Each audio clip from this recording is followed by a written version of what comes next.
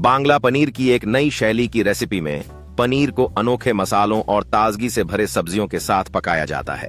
जब प्याज और मसालों का मिश्रण सुनहरी रंग में बदल जाता है, तब पनीर के टुकड़े डालकर उन्हें अच्छी तरह से भूनते हैं, जिससे स्वाद और गहराई मिलती है। जैसे ही पकवान तैयार होता है, यह न केवल मुंह में पानी लाने वाला होता है, बल्कि इसे दोस्तों और परिवार के साथ साझा करने पर भी एक खास अनुभव बन जाता है। बांग्ला पनीर का आनंद लेते समय हर एक चम्मच में आत्मीयता और प्रेम भरा होता है, जो सिर्फ खाने से कहीं ज्यादा है।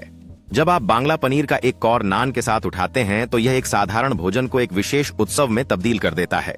इसे खाने के लिए तैयार करते समय एक अच्छे माहौल का होना भी उतना ही महत्वपूर्ण होता है, जो हर बाइट को और भी खास बना देता है।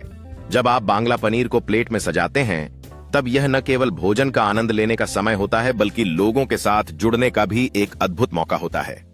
जब पहला कौर मुंह में जाता है, तो यह सिर्फ स्वाद का अनुभव नहीं होता, बल्कि एक खूबसूरत यादों का निर्माण भी होता है, जो हमेशा के लिए दिल में बस जाती हैं। जैसे ही जब प्लेटें खाली होती हैं, तब यह केवल भोजन का अंत नहीं होता, बल्कि एक खूबसूरत शाम की यादों का पर्व होता है, जो हमेशा सुनहरी रहेगी। एक कुशल रसोइया की मुस्कान यह दर्शाती है कि हर पकवान केवल भोजन नहीं, बल्कि कला का एक टुकड़ा है, जो प्रेम और मेहनत से सजीव होता है। जब परिवार एक साथ खाना पकाते हैं, तब वह न केवल कुकिंग होती है, बल्कि एक दूसरे के साथ साझा की गई यादों और कहानियों का भी जश्न होता है। जब पैन में बांग्ला पनीर पक रहा होता है, तो यह न केवल स्वाद के लिए, बल्कि एक अद्भुत अनुभव के लिए भी प्रतीक्षा की घड़ी होती है।